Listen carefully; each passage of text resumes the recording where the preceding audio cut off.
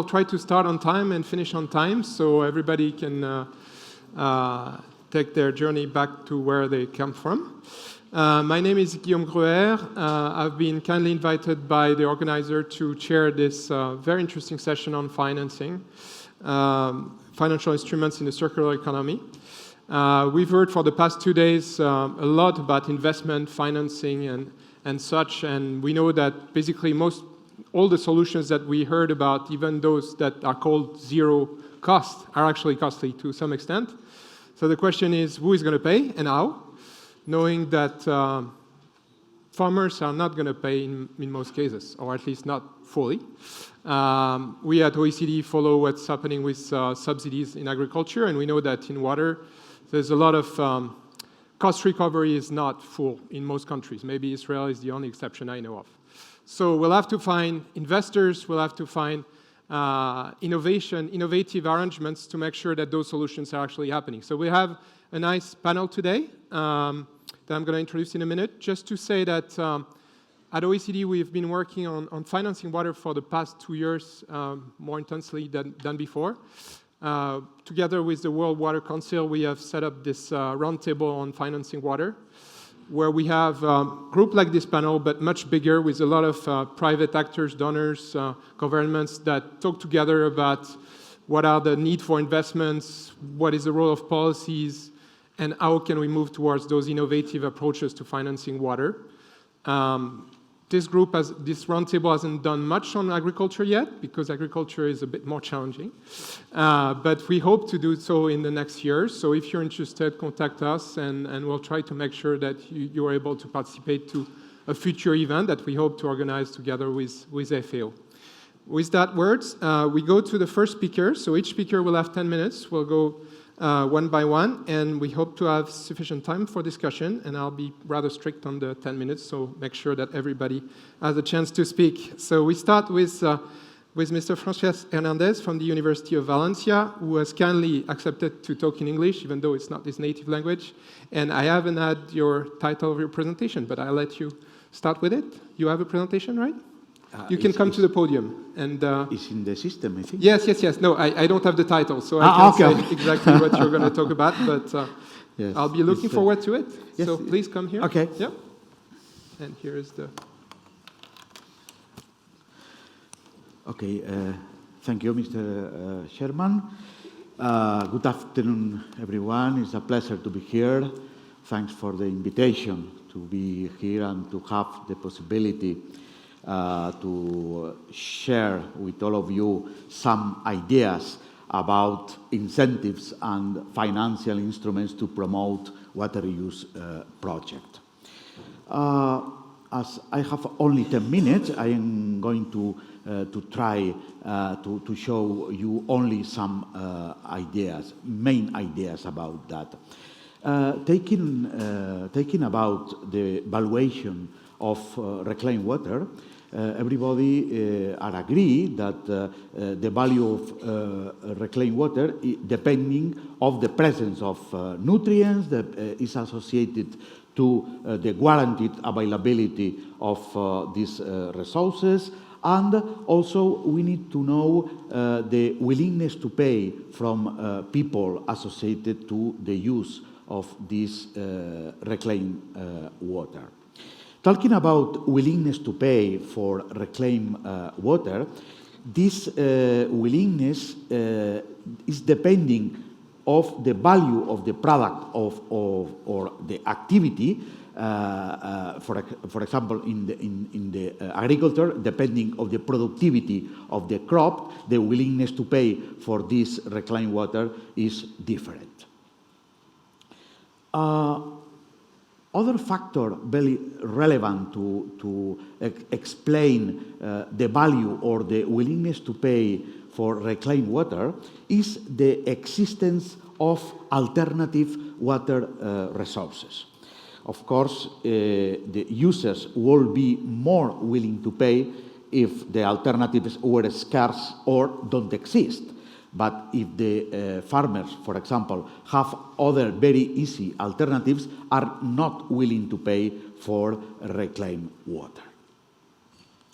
In order to simplify and to concentrate in the main ideas associated to the water reuse project, we are going to difference between two kinds of water reuse projects.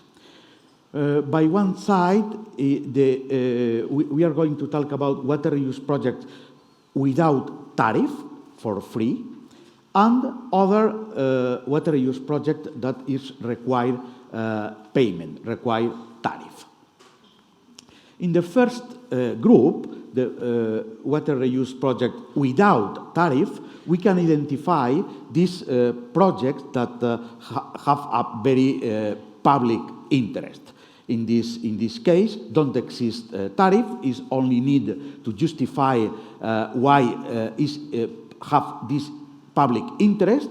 For example, in Australia, there are a lot of projects. The effluent from the wastewater treatment plant is used to recover some water bodies.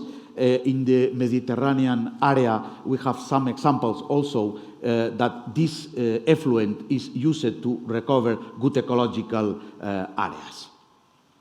Other example about this kind of water reuse project without tariff is the project associated to intersectorial water transfer. This kind of project means that the farmers use reclaimed water and release fresh water for urban use. The authorities usually like this kind of agreement, and we can identify very well the economic benefits associated to that. Nobody pay nothing, the farmers don't pay, and are very happy with this kind of projects. What happened with the other group of water reuse projects, the group associated to the payment? In this kind of project, the tariff is related to the full cost recovery principle. And the tariff need to cover the capital cost, the operational and maintenance cost, and also the financial cost. In order to calculate the tariff associated to this reclaimed water, we can apply this equation, as you can see in the screen, and you can calculate what is the tariff that could guarantee the full cost recovery. No problem about that. The calculation is very easy. What is the problem? The problem is not the calculation. The problem is who has to pay for this effluent, for this reclaimed water. Is justified that only the users should pay for this effluent, or everybody, the society in general, should pay to cover this cost? Good question. How we could design a reasonable pricing strategy? In order to design this strategy, we need to know information, to have information about the willingness to pay and the demand-price elasticity. But we need more information associated or the price of the alternative water sources. I think it's a very important point, because if the potable or fresh water have a low tariffs, if you need customers for your reclaimed water, you need to put a price less than fresh water. And we have a problem in this aspect. What could be the solution in order to solve this competence? The solution could be to apply a global approach or one integrated water resources management approach. This sounds very good, but it's very difficult to apply. What does it mean to apply one global point of view in water management? In order to provide you some examples, in order to make easy this global approach, I'm going to propose you a criteria to determine the tariffs in this kind of project. And our proposal is two-part tariff. One part fixed part and another part variable part. The idea for the first part, the fixed part, is to cover the fixed cost. That means the cost associated to infrastructure, the system for regenerating water, and the distribution network. In order to determine this part, this fixed part, we can decide or take account what is the willingness to pay of the users of this effluent. Because the idea is full cost recovery, but not plant by plant, from a global point of view, or recover full cost in a territorial area. Taking account this, the second part of this tariff, we have different possibilities. As you can see at the screen, one possibility is to apply one uniform charge, uniform tariff, declining charge, or inclining charge. If you decide to apply a declining charge, it will be a good idea to promote the use of reclaiming water. If you decide to inclining charge, it's not bad news, but for reclaimed water. There are all possibilities. What is our objective? Our objective in this case is to promote, of course, the use of regenerated water, but without increasing the total consumption of water. To achieve this objective, what possibilities we can use? Our proposal is an alternative extractor, double or combined extractor. We propose a tariff with two parts. First part, a declining tariff, and the second part, inclining rate. What is the idea? The part associated to decreasing rate is to incentive the use of reclaimed water in order to break down social barriers. After that, we identify one inflection point. From this point, we decide to increase the other tariff in this case to avoid excessive consumption of water. This point in this screen, the name is Q, is different associated to different kind of projects. The idea is to guarantee in all projects cover all cost. And finally, yes, and this is the conclusion. My proposal, very quick proposal, is a mixed tariff. One part of the tariff, decreasing tariff to incentive the use of reclaimed water, and the second part, one increasing tariff in order to avoid abuse or excessive use of water, and taking account the competence with other sources, usually for free or usually for less price. This approach into one global and integrate water reuse management is, from our point, the best solution to guarantee the successful of water reuse projects and solve the problems of scarcity in many areas. And thank you very much, and sorry about my speech. I expect some questions after, and to give the opportunity to solve some aspects associated to this presentation. Okay, thank you very much. Yes, sir. Thank you very much. Perfect. Perfect. Thank you so much. So we go to our second speaker here on the panel. This is Heba Ahmed from the World Bank, based in Cairo, I believe. So you're going to talk about your experience in this area.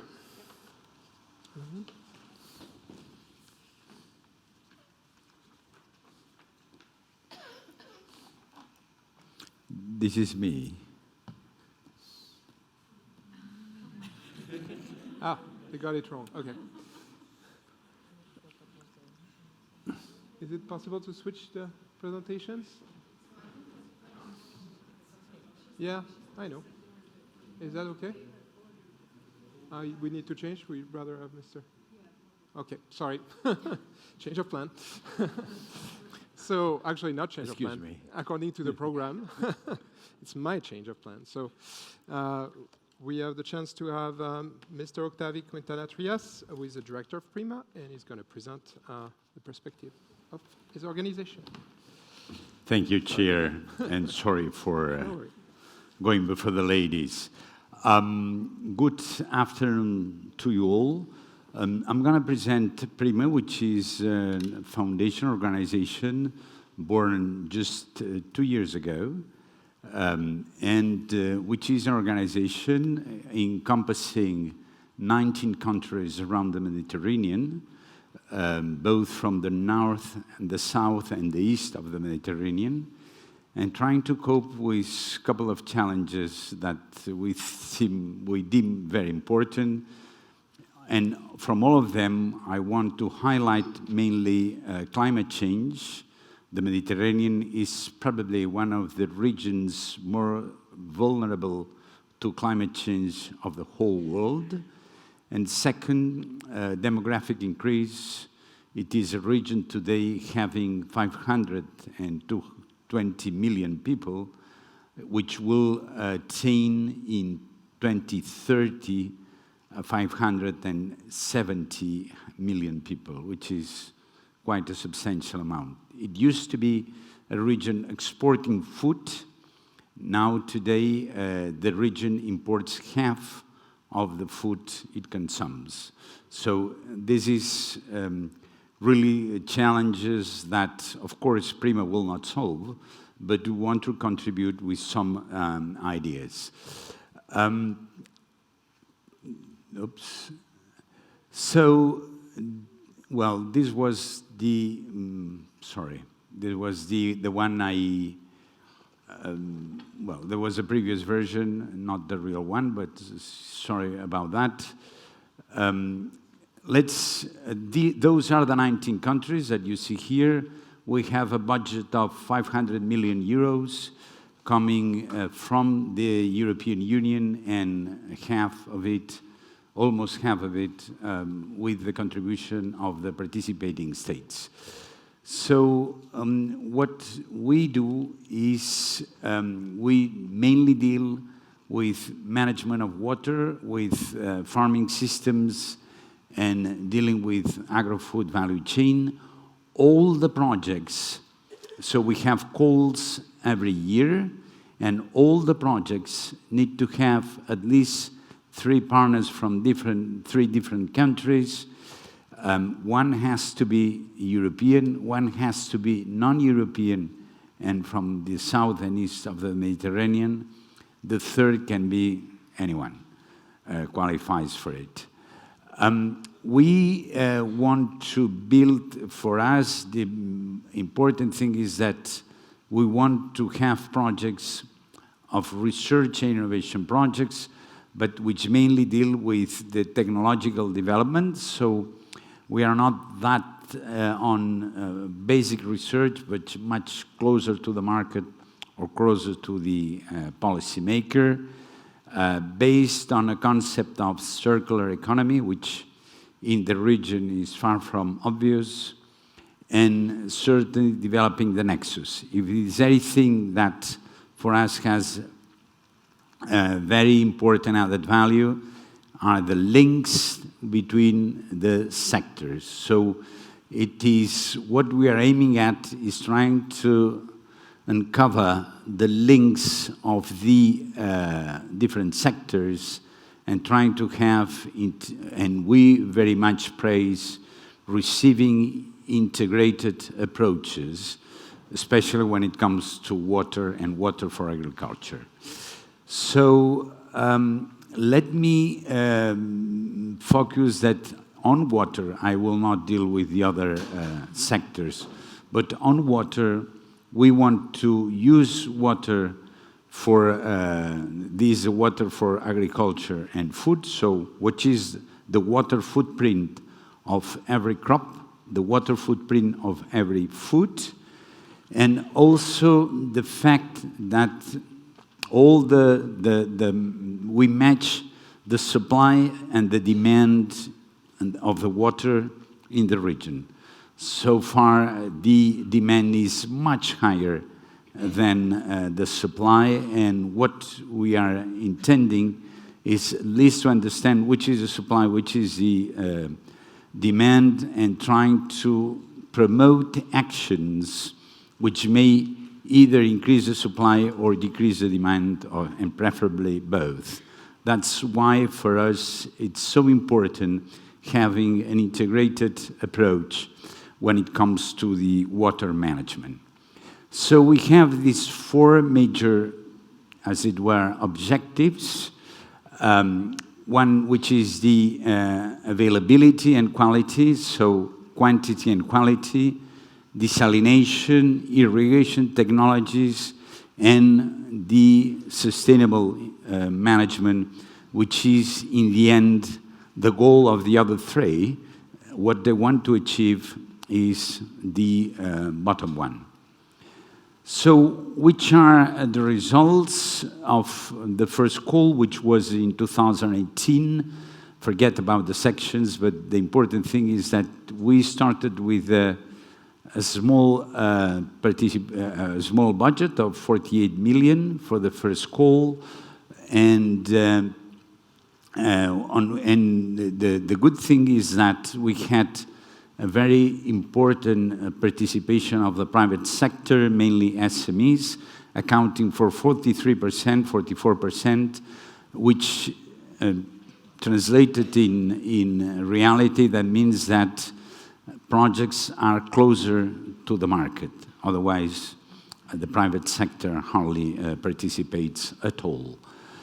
When it comes to water, we had on management of water, you see the breakdown. So there were, we use 21 million for water, and you see that the breakdown is quite similar for all the four areas of study. Each project typically has a size of, say, 2 million.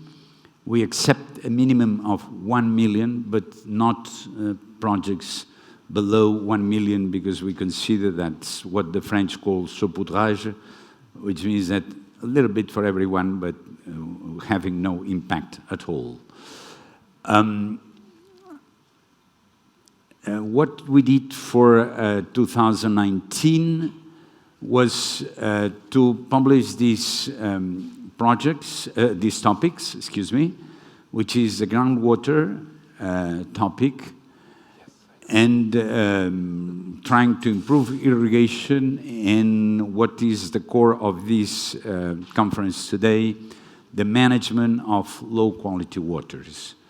So I can tell you that for section, well, we already agreed to grant 27 million for section 1, and 30, which is 57, so we increased from last year 10 million projects. And let me tell you that on water this year we have 4 projects encompassing 10 million euros.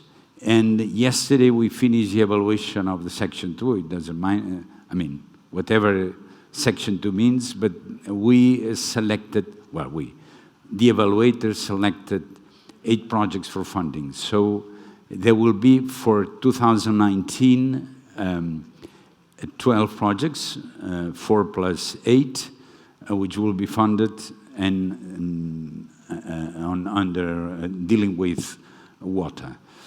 For 2020, the annual work program is ready, and we expect to launch the next call beginning of December, so in a couple of weeks from now, and we expect all your projects, or as many as you, participating in the call and in PRIMA. Thank you very much. Thank you. Thank you very much, and apologies for rushing out. Just to say that I've heard from organizer that perhaps we'll have a chance to get the slides, the full deck at some point, for those that want at least, to ask for those so they will be able to see your full presentation. So now we move in the order of the program. So we have Valeria Silvestri from the IFAD that's going to talk about an example in Kenya, I believe.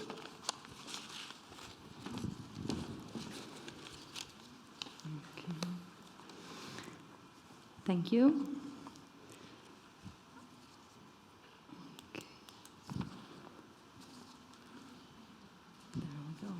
Okay, so Guillaume already put pressure on us to be quick, so I think I have to skip some points of the first slides, but I tried to do it all in 10 minutes. So, well, I presented already IFAD. I presented it yesterday already, but maybe not everybody was here, so I want to present IFAD quickly again. So IFAD is a UN agency specialized in smallholder agriculture and rural development, and we are as well an international financial institution providing governments and the private sector since August of this year with the finance needed to make lasting and effective investments to improve the life of smallholder farmers.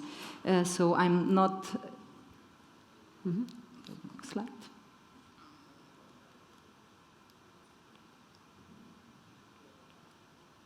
Okay, so I'm like to save time, I'm not getting into the pie chart, but like our replenishment for these 3 years, so for 2019, 20, and 21, is for IFAD loans and grants is of $3.5 billion. And since IFAD is an assembler of development finance, we assemble domestic co-financing, and so for every dollar IFAD spends, there is $0.4 from domestic co-financing and 0.8 of international co-financing for every dollar we spend. So the total expected financing for this triennial will be of $7.7 billion.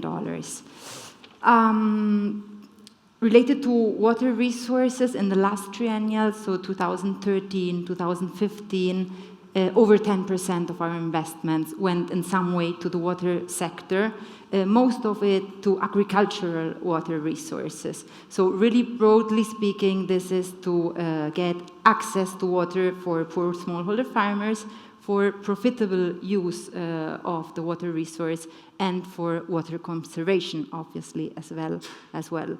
So IFAD's approach is bottom-up. So we work with communities, we work with smallholder farmers, with the villages, and also then we go up to district level, to regional level, and to national level, and there also we enter the policy dialogue.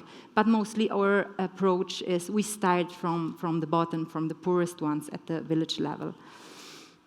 And those are the farmers, or those are the poorest people involved in agriculture, and those that face the economic and physical water scarcity.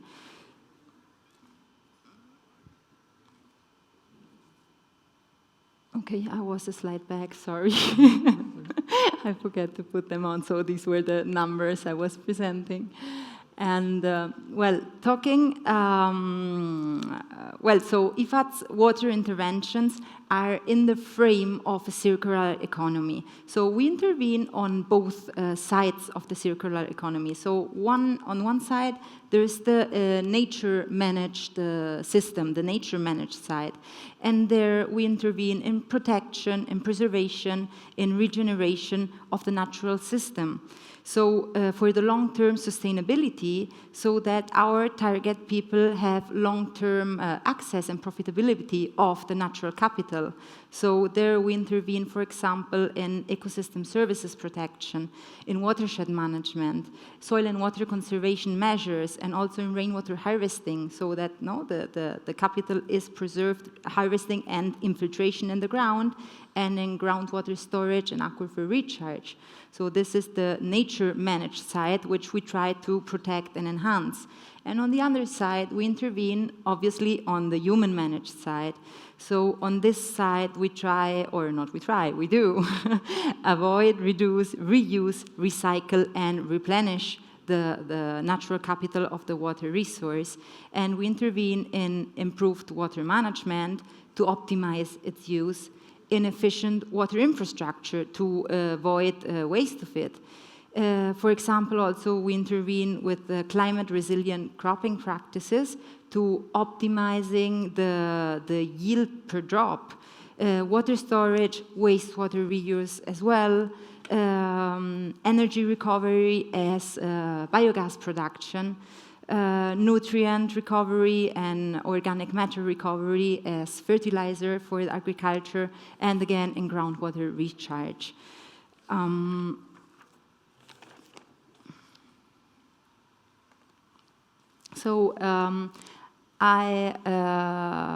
relation to innovative financing concept to scale up the investments for agriculture and food security, I want to talk to you about the Nairobi Water Fund.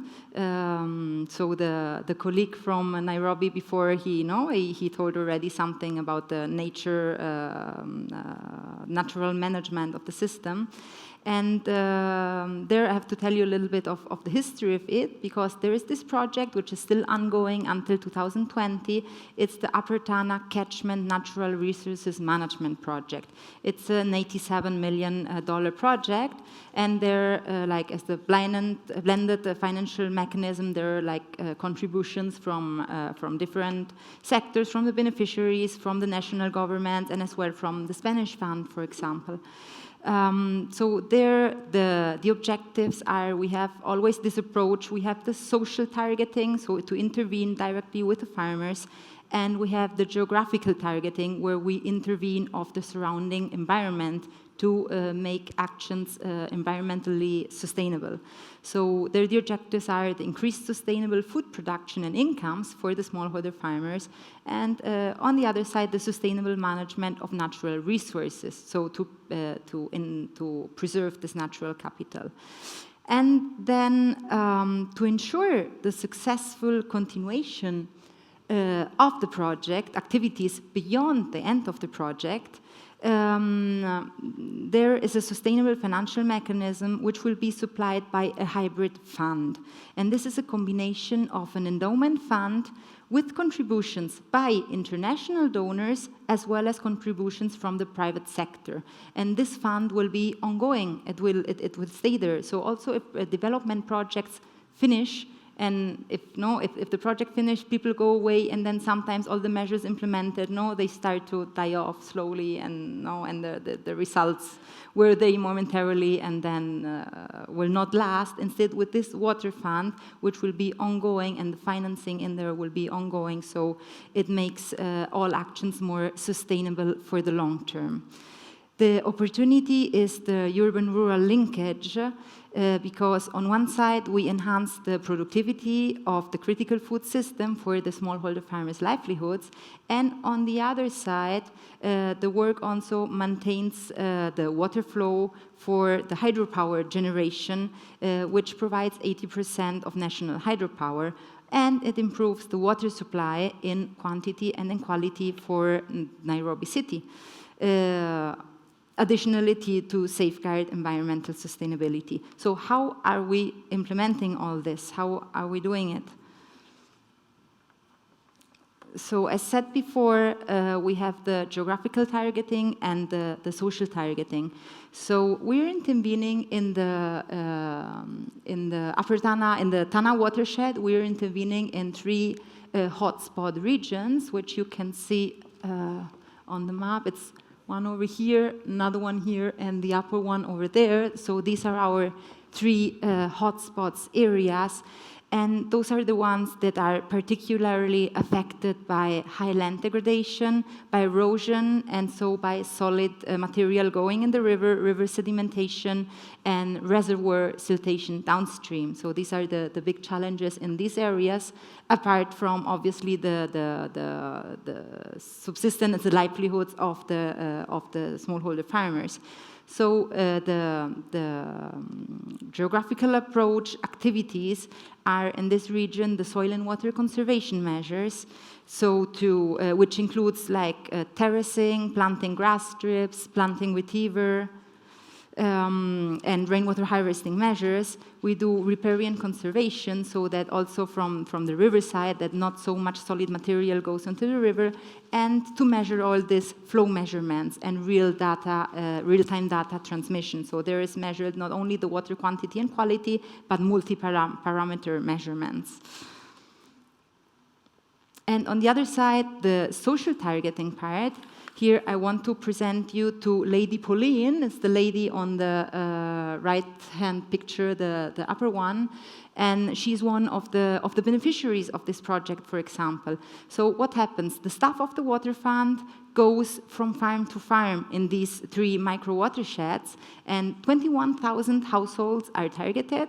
In those households, there are about 100,000 individuals. So it's a long work, but it will be implemented. So they go from farm to farm, and they draw this farm plan. So to see which are the challenges on this farm and which are the potentials, the opportunities, what can we implement here. And so with Lady Pauline, for example, and this is the scheme followed with most of the farmers, so there are 3 steps. So if you engage in soil and water conservation measures like terracing, this is a really important part, the terracing part. If you engage in that, you're given as an incentive, you're given vetiver and seedlings. And then second step, if you pass this step, second step is the water harvesting in the pond installation. So as an incentive to do that, you're giving the liner for the pond, so you can do your water harvesting for your different uses you need. And the third step, after you completed the second step, is the biogas production. So you install your biogas digester, and you see it there, Lady Pauline standing beside her biogas digester, and on the bottom picture, her gas stoves at home. So now finally she can cook with gas.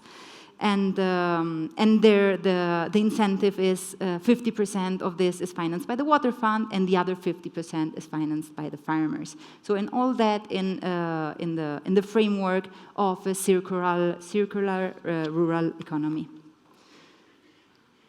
Thank you for your attention. Perfect. Thank you for not pressuring me too much.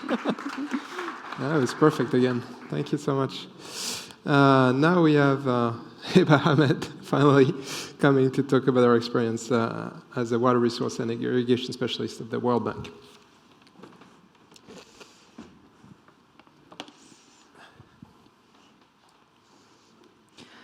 So today I will be actually speaking about the World Bank agenda for maximizing finance for development in the water sector and in the water and agriculture sector.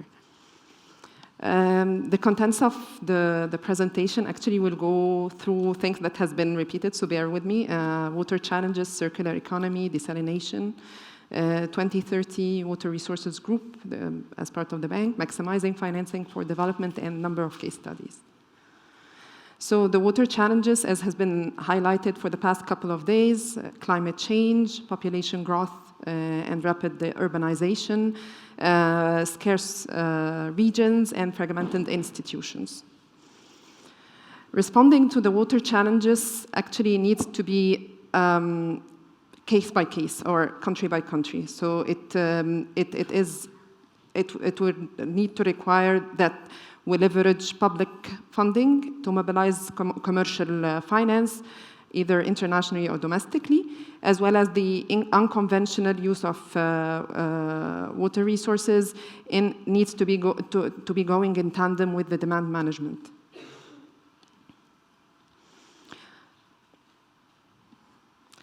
Our mission in the institution is based on the SDGs, sustain water resources, deliver services, and build resilience. The global drivers for change are population growth and nutritional dietary changes, climate change and rural livelihood resilience, political instability, water quality and biodiversity losses, and migration and conflict. Agri-water and next decade challenges are agriculture. So actually, responding to the sustaining of water resources, we have the agriculture water stewardship. Delivering services, we have the institutional effectiveness and building resilience through private initiatives and farmer-led irrigation. I will be speaking about each in a second now. So improving water stewardship beyond efficiency, agriculture water policy alignment, technology and resource allocation, moving from crop per drop or drop per crop to more holistic socioeconomic accountability. Farmers should be brought in the equation, reduce and reuse, and we have the example of Tupan in China, which is an ET initiative that is very successful. Institutional effectiveness and reform. So the focus is on the willingness to change and to design governance structures that is fit for purpose. For the private initiative, this is maximizing finance, again, putting the farmers as part of the equation, innovation in many frontiers, and we have good examples of Uganda and Zambia and many other countries in the Africa region. So we'll go to the unconventional water resources. So this has been dwelt for the past 1.5 days. Reuse happens anyway, so we need to have a systematically assess it and make it work. Growing circular economy and desalination and rainwater harvesting, and embracing on understanding the whole picture holistically. Circular economy, this needs to be, there should be a paradigm shift around how this is managed.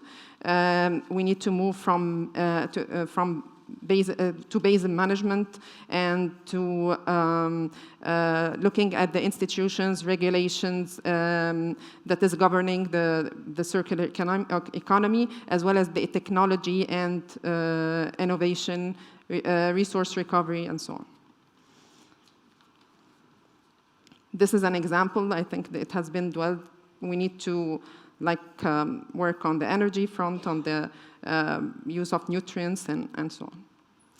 The reuse of global trends, is surging. We see that the reuse is cheaper than the desal, and it gives here the Arab and the GCC and Egypt as an example. Trends in desal has been increasing, and we have an interesting session that was yesterday, and it shows that desal is on the moving front. As part of the World Bank, we have the 2030 Water Resources Group, which actually gets together the public-private, it's a platform for public-private civil society partnership, and we have a number of proposals and projects stemming out of that. I think, for the sake of the time, I will be in the... And then we have the maximized financing for development. Actually, fiscal and concessional resources are so much limited, whereas you have the SDG investment needs, and this actually, you have the bigger picture of the financial markets that is open for. MFD goal is to help countries maximize finance for development without pushing the public sector into unsustainable debt and contingent liabilities. This actually entails private solutions that can help achieve the development goals. In MFD, so this is how we look at it, is that if there is there a sustainable private sector solution? And if yes, you promote the private sector solution. If no, you work on what are the barriers. Is it because of policy and regulation? If yes, you work, we have tools in the bank that we address. We work on supporting the policy and regulation reforms. And if this is not because of the risks, we have other tools that we need to use, we can use. So World Bank group support, in case we have an issue with the regulatory reforms, so those are the tools that we usually do, reimbursable or non-reimbursable advisory services, or we use development DPLs, like in the case of Jordan, where we provided a DPL to work on the policy level in energy and water. World Bank Group instruments to mitigate risks, those are the you can go, if the impact is risk sharing, you can go for MEGA, IFC, or if it's explicit risk sharing, it's the IBRD, IDA viability gap. I'm giving the example of Asmara. I think it was shared by my colleague from Jordan yesterday as a good example of blended financing. Asmara, actually, the project served Amman and Zarqa, and basically it freed up water resources to be used for other purposes while taking advantage of the reused water, treated water. This is the financial structure that has been. It's an interesting one. So you have you have the Samra wastewater treatment plant company established, and you have the Millennium Challenge Corporation, where it provided grants, and the government of Jordan provided 20 million, while the company provided equity, and they had like lending from Arab, local Arab banks. So it actually provides a good example of how blended learning, blended financing has worked in the case of Asmara, and it's showcased in a number of events. In the case of Egypt, actually, we were approached for a water quality sort of problem in the Rosetta branch and the Salam Canal to be reused, and the program actually was designed in a way to provide services for villages that pollute those water streams that will be reused later. However, looking at the utilities in the sector, it was weak. So we designed the program in a way around 3 pillars. One is the services, the infrastructure part, which is the sustainable access to sanitation, where you provide the infrastructure to people. The other one revolved around improved utility performance. And in that, we tied actually the money that will go to the government with KPIs, performance improvement action plan, that actually, once they achieve, they get the money. So in a sense, you're moving utilities to more onto the trajectory of creditworthiness, as well as tackling the enabling environment and the institutional structure. So looking at tariffs, looking at the water and sanitation sector strategy, which was, outdated. It was from 2010. So this has been part of the holistic design of the program. It's a 1 billion program, 850 from the bank and 300 from AIIB, which is managed by the bank as well. I will be going through the India experience in promoting micro-irrigation and the lessons learned from that. So creating incentives and strengthening capacities is a very important lesson learned from our Maharashtra project. The synergies between water, agriculture, environment, and energy is very important. It worked very well in that sense. Modernization of infrastructure and the need to promote accountability, focus on transparency, disclosed performance, and report cards. Can you conclude? Those are like the details. And then we have the Punjab. You need to conclude, yeah. if possible. Sorry, Punjab Solar Lift. It's another good example from India. I think all the information is here. I need to summarize. So thanks for consideration, circular economy, changing the liabilities into valuable commodities, private finance from nimble private investments and facilities through financial incentives as well. Consider multiple use systems as non-conventional sources, and suggest joint action and development of working models to showcase. Thank you. Thank you very much. And again, I hope if you want the slides, we're able to provide them to those that are interested. So we closed this panel with, so it was supposed to be Mr. Carlos Cosín, but he's not here. And instead, we have the chance to have Arantxa Mencia, also from Almar Water Solutions, that's going to talk about their business model there. Hi, hello, good afternoon to everybody. Thank you very much for the invitation to be here. I have to start apologizing first because Mr. Carlos Cosín was unable to be here. It was a last-minute commitment. I will try to do my best. And also apologizing because I am the last person to make a presentation here. So after 1 day and a half, 2 days, probably everything had been said. So probably what you see here is a little bit of a repetition. Sorry about that. I will try to be short. And yes, in my case, looking at the panel, I am the only one representing the private sector. So the main message is that private companies are willing to invest in non-conventional water resources. We only need to find the way to do it. As for sure it has been already said, the water demand is increasing and is expected to increase more in the coming years. One thing that is important is not only the consumption increase, but there is a gap between the consumption of the water and the actual withdrawal that we make from the environment. There has to be some technological ways to reduce that, because actually we are withdrawing more than double of the water we consume. They are non-revenue waters and non-effective way to use the water. As you have heard these days, yes, there is a water demand, but there is ways from a technological point of view of minimize that gap. Mainly, we have been focusing the discussion in water reuse and desalination.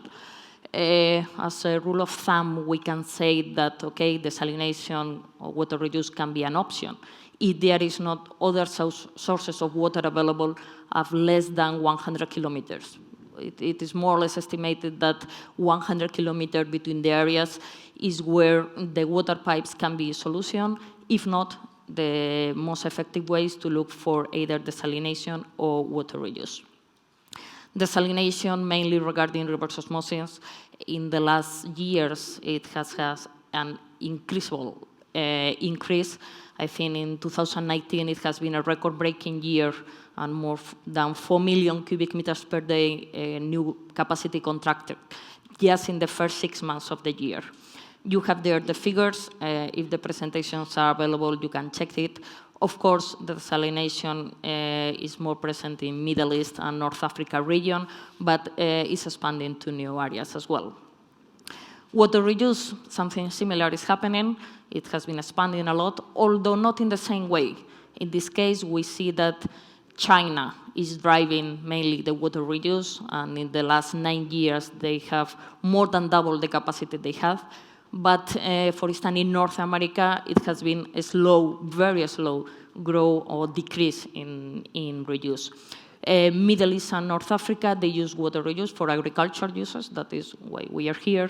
And in Europe, we have to say that it's primarily driven by Spain and the agriculture sector that we have in Spain, that it has around 55% of that.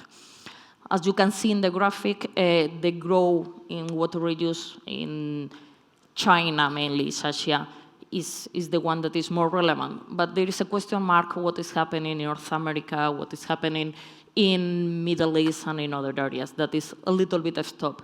Some examples, you all know, as water reuse, Singapore has 40% of Singapore's total resources came in from water reuse. And Israel is the country, to take an example, where they reuse more than 90% of their water. In the agriculture sector, how the water reuse is used, you have discussed for sure these days some of the examples. In the Emirates, they use most of that for irrigation, a little bit in North America. In Latin America, they have started with the water reuse, but it's true that most of the plant, the biggest one, for instance, the Atotonilco in Mexico, is not directly used for agriculture, but the treated water is put into a river that serves farmers over there, and as he mentioned, in Western Europe is Spain. So what are we here to talk about is the possibility of financing this type of projects. We, as Almar, we are a water developer, and we invest equity in water projects, of course, to make a return, and a long and a stable production of water. We use what we call a BOT model, build, operate, and transfer. That is a model that combines the public and the private resources to be able to make this infrastructure viable. Most of the time, you have said before, the problem can be who pays the tariff. But if you go a little bit earlier, the problem is who pays the infrastructure, because most of the budget of the states, the governments, the municipalities are extremely tight. So opening the door to private companies through very long-term contract that establish a fixed tariff payment for an amount of water to be treated or to be produced in 20, 30 years could make that project feasible. What we think is the main advantage of that, what we call public-private partnership, is the sharing of capabilities and the sharing of risk. Everybody takes the risk that they are more capable to handle, either human, financial, or technical. In the last year, also in 2018, it has been also a big record for private finance in the water sector, mainly desalination. And most of the projects that have been delivered last year in desalination, they have been with private financing scheme. It's true that this scheme is not so well developed in wastewater reuse. There are a little bit of technical complexity in water and wastewater reuse that needs to be achieved. It has been done several places. Latin America is a very good example, but still in the last year it was the desalination where it was proving that it worked better. So what we are seeing that is happening, that some of the barrier of the risk that the public sector and the private sector had before that avoid them to enter in this type of contracts, we are overcoming them. From the technological risk, the public sector is finding in the private companies that they have the knowledge and the technology to overcome, and they are ready to take the risk. Currency risk, that is a major issue. The private company can bring to the project some hedging long-term and a proper allocation of that risk. The commercial risk, World Bank with MIGA and any other institutions, they are insurance and multilateral support that they are very involved, African Development Bank, Asian Development Bank, of course, IFC. They are ready, willing to cover that commercial risk to make more comfortable to the private investors. And what is the key is a proper risk allocation from a contractual point of view. What is needed to make this finally work? We need regulations on the country and a proper water cost allocation. That it doesn't imply that the final end user has to pay for the full cost of water, but at least it's needed to know what is the right water cost allocation, what is the cost of the investment, of the financing, operation and maintenance, energy, all of that. Once in this project you have this value identified, the public sector can decide what is the best way to distribute that cost. Conclusions. The public sector is increasing the demand for water, it's clear, but the budgets are every time tighter and tighter. On the other side, the private sector is willing to assume more risk, financial, technical, and operational, because there are several improvements in the technology, RO technology, water reuse. The financial sector is tough to say, but there is a huge liquidity on the market. A lot of financial institutions, what they are looking at for projects. It's plenty of money, but there are not enough projects where they could invest. And the population is growing and is demanding every time higher standards for the life quality. That's why we reckon the public sector and the private sector shall work together to be able to provide those right solutions. And that's all from myself.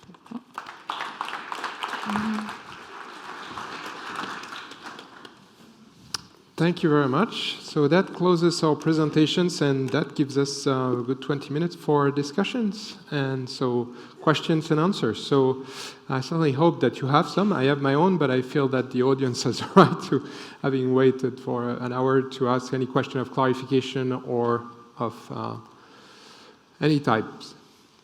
Anybody to start? Sir, do you have a microphone here coming? Thank you. If you can. Thank you very much for the panelists, and they are good presentations, all of you. We appreciate. And I wanted, mine is not a question really, it's a comment on what Valeria has just presented on Upper Tana Nairobi Water Fund.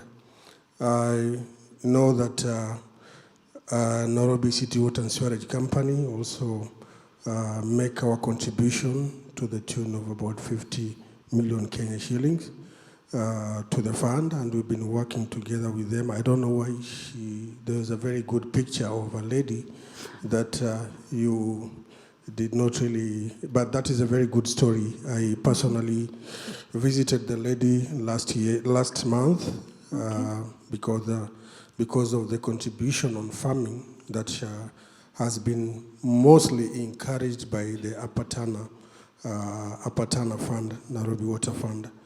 And I think she's now have a very steady income, and at the same time, she has addressed the issue of nature-based solutions. Mm-hmm. That was one case, and there are other two cases which we visited. So that is what I wanted to comment. And on Almar also, Almar, I think the desalination, I'm aware that you are also, you have not mentioned East Africa, but I know that you're also on the move to come to East Africa in Mombasa. That matter I'm aware of. Yeah. Maybe you can mention, we can talk about it. We didn't want to speak about what Almar does, because of course that wasn't the opportunity. But good that you mentioned, yes, as a company and as a developer, we are developing a desalination plant for Mombasa in Kenya. We are in the feasibility stage. We have done the willingness to pay, the demand studies, and we are putting all of that together to be able to finance the project. It will be a PPP type of project with the support of County of Mombasa and the government of Kenya. And hopefully, and if everything goes fine and we are able to put all the package together, we hope to start construction middle of next year, 2020. Mm-hmm. Okay, thank you. Valeria, you wanted to add something to, no? No, thank you for your comment and the precision. Since the time was short, I can't present everything, but yes, that there is a contribution of the Nairobi Water Company as well as from the private sector, because it's a public-private producer partnership. So there are contributions from different entities, including the public water sector. Yes, sir.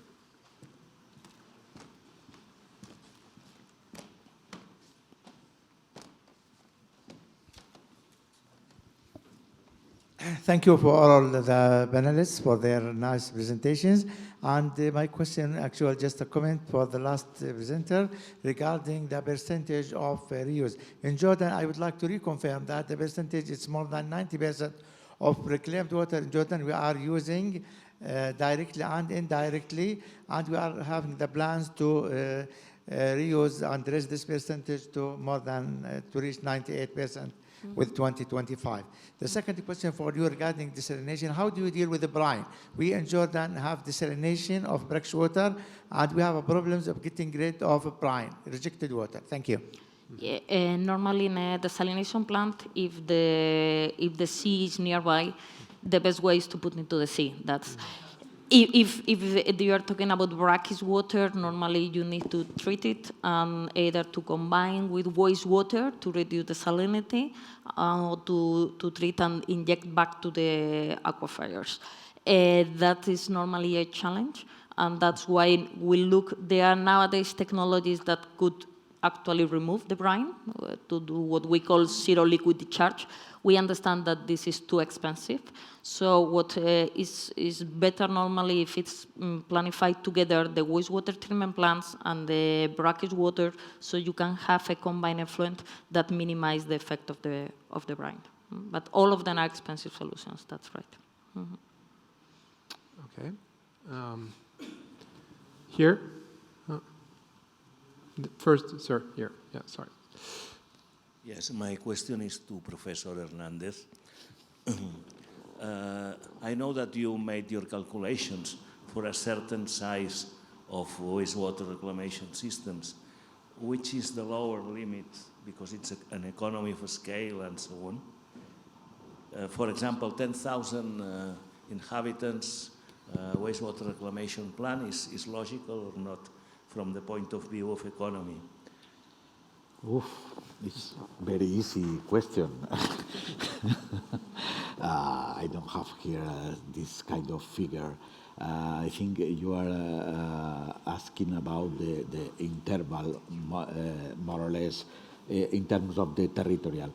We have developed one optimization model associated to a territorial area, recommending one plant in this area, another plant in the other area, considering the wastewater treatment plant as a new source of water, having the possibility to supply water to the environment. We have this model. I have presented some aspects about the tariffs from this model. This is a small part of this model. But exactly this figure that are you asking right now, I don't have at this moment. Possibly in a short period, I could provide you this information. Yeah, my question is about payment for ecosystem services, and maybe can be addressed to Francesc Hernández, but open for other panelists if you have a view. Like, how do we ensure that we actually measure, like how much ecosystem services are valued, right? And how do we convince, who should pay for that? Is it the end user, like the private sector, or the government? And of course, one side of the solution is that you implement regulation at the government level, right? So you kind of enforce, but I think we should go beyond that and really try to give a value on the payment of ecosystem services and convince the private sector, for example, and the people that this is has a monetary value.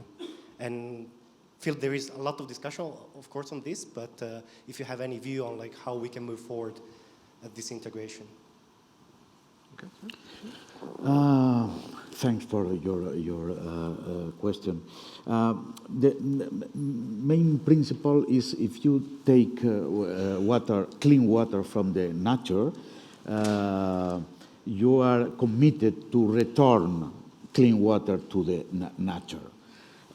Taking this aspect account, in my opinion, it should be not strictly it should be the user, the urban user, that should to pay all cost to this circular economy. You take, use, and return. After that, if other users need to use this water for other activities, is their responsibility to pay the cost of the investment or the operation and maintenance cost associated to this different activity. This is our proposal. What is the current, the real situation that, okay, we take the clean water, but we don't return clean water in the same quality to the nature.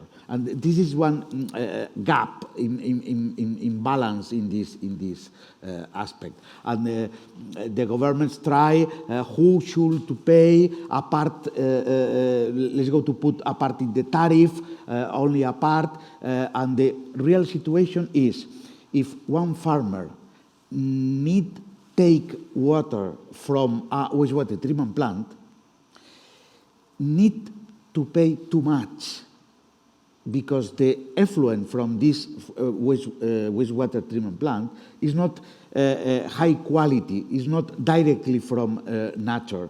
And in our opinion, the farmer only should pay the from effluent high quality from the wastewater treatment plant goes to irrigation their crops.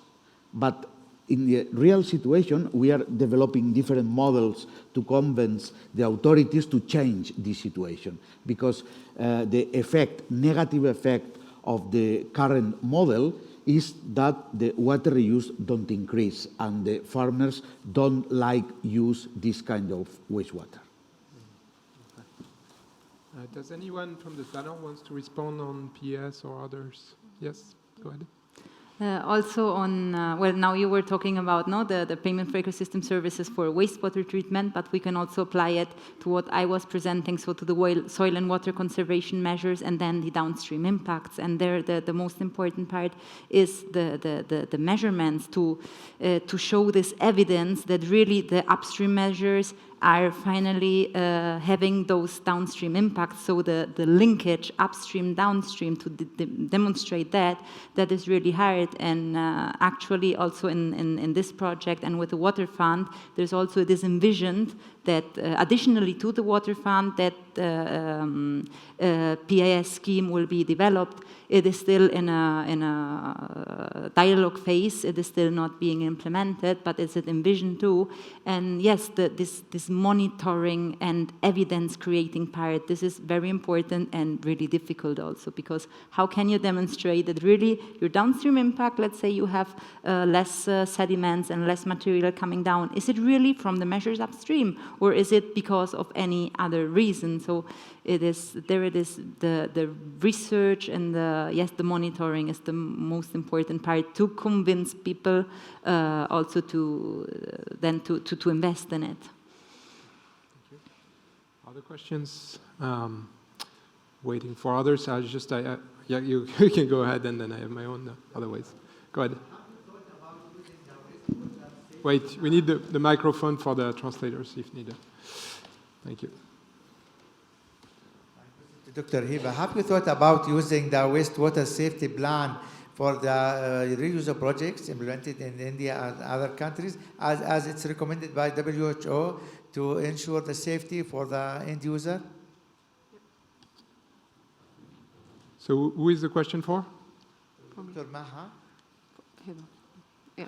Heba? So you're speaking about the Punjab, yes, the Maharashtra? Yeah. Yes, this was actually not reused. This was modernized irrigation in that sense. Yeah. So it's not reused. But what's the source of water? Is it reclaimed water? It's surface water. It was modernization. Okay, thank you. Yeah, I had a question, unless someone has one right away. Regarding the last speaker, we heard a lot about desalination for the last 2 days. One of the things I've heard when we discuss with different member countries in our organization is that in some cases they've built big units and they are mothballed, they are not used, they are not functional. They basically paid for it and they continue to pay for it even though it rains and they don't need it. So how do you see that as a risk for the investors? Is that even considered? Because I know some governments are really worried about that. It's from an investor point of view, all the contracts are what we call take or pay. Okay. So regardless of the amount of water that you are going to actually use, you need to commit to a minimum amount of water that you are going to pay. Yeah. It's true that there's an example, for instance, in Australia, I think is the most famous one, that they built a plant and it rained and it stopped. Yeah. I have two comments about that. One, no, I don't know. if it rains, it doesn't mean that it will always rain. No, for sure. So I don't think that having a desalination plant as a backup is a bad option. Okay. I think there are ways to minimize this take or pay payment. Yeah. And in order to have, because it's true, independent of the climate, you can use the desalination plant in Spain only summer, but you stop in the winter. But there is a minimum payment that you need to make to the private sector in order to keep the plant in good shape. But there are several ways to structure the tariff to ensure that if you need a seasonal use, it can be done. That's from a contractual point of view, is feasible to do it. And it's also a trade-off in terms of size, because people said it's much cheaper if it's bigger, but then you take big, you have more risk, then it won't be fully used. Of course, that is why, for instance, Yeah. in Kenya, in another project we are doing, normally if a client, a government tells you I need a plant of 100 MLD, you don't question that. Yeah. After the years we have learned that you need to question that. Because if finally don't need a plant that big and they need a plant half of the size, it's better to build half of the size. Yeah. And if after 10 years you need to expand, do it. Our recommendation is don't go for a bigger plant at the beginning, because probably it's going to be useless and you are not going to be able to pay the tariff. So most of the clients are a little bit challenged when we say, okay, we'll like to verify your water demand, we like to work with you because we prefer that it's successful, even if it's smaller, than if it's a bigger plant. Okay, no, thanks. Other questions? Otherwise, I continue sending my own. Sir? Right, just here, please. And then we'll close. Sorry that now she has mentioned about the difference between a smaller plant and a project and a bigger one. Yeah. Because I understand in Mombasa, your case in Mombasa, it's about 130,000 cubic meters. It's 100. Sorry, yeah. The government launched the tender with a requirement of 100,000 cubic meters per day. We did a full demand study to understand what was the demand here. And it's one of the points that is now under the feasibility study. Nowadays, the demand is huge, but there will be a new water source coming probably in the next 7 years. So we need to allocate what is the real demand and the growth expected on that demand with the available water sources. So in the case of Mombasa, it's true that we are questioning the actual size of the plant at the first stage to be able to have the most successful project, and that all the water that is produced is demanded and used. But yeah. Okay, thank you. Yes, Sasha? Thank you. I have a question for Heba. For the World Bank, just your experience in blended financing and the sustainability of these kind of new instruments. You have gone into one slide in which there is the policy or reform of the country in addition to looking at other factors. We have similar experience in working with innovative financing mechanisms in countries. But even when you have all of these institutional setup and funding going, there's not enough project proponents. What is your experience with that when you have innovative mechanisms, financing mechanisms set up, but you don't have enough projects coming to you? Any solutions? You mean in the bank? Or investors, private investors who want to come in with the public investment. Yeah, but you need to better diagnose the situation. So what we have done is we have, on maximizing finance for development, we have done a diagnostic per country. So for instance, in Egypt, we have the InfraSAP, which is a diagnostic of all infrastructure projects and why the private sector, what are the challenges that they are facing and how we can enhance the institutional setup for them to come. I'm speaking about Egypt specifically because there is a huge plan in desal, in water use, and the country is really looking for, to unconventional sources of water. And so as part of the maximizing finance for development, this diagnostic has been done per each country. I think in the MENA, Morocco, Tunisia has done this, Egypt. So better understanding of what are the challenges and how the private sector perceive coming in and being part of the financing for those projects. Okay. Yes. Then we'll have a closing round, so you have a chance to say a few things before we close. Yes, my question is for Mr. Quintana. We have seen a lot of projects being presented, and the rate of success is really low. Did you calculate the amount of money which is lost in that water sector for the huge effort of all people presenting projects? Is there any way to improve it? So just focusing more on the items? You're right. In 2018, the success rate was 2% in one of the calls and 7% in the other one. In 2019, we increased the budget, and we focused a little bit more on the topics. We had in 2019 7.5% in section 1, which is one part, the one that was 2% in the previous year, and we went in section 2 from 7.5 to 20%, which is a substantial increase. All in all, we're still working with low success rates, but this is either, well, first of all, because we don't have more money, which is a common disease, and the second one is probably because is not only because we don't have money, but because the demand to do research and innovation in the Mediterranean in these areas is enormous, and there are lack of funds or there are no alternative programs working in the area, so which only worsens the situation. But as I said, we'll not be able to increase much more.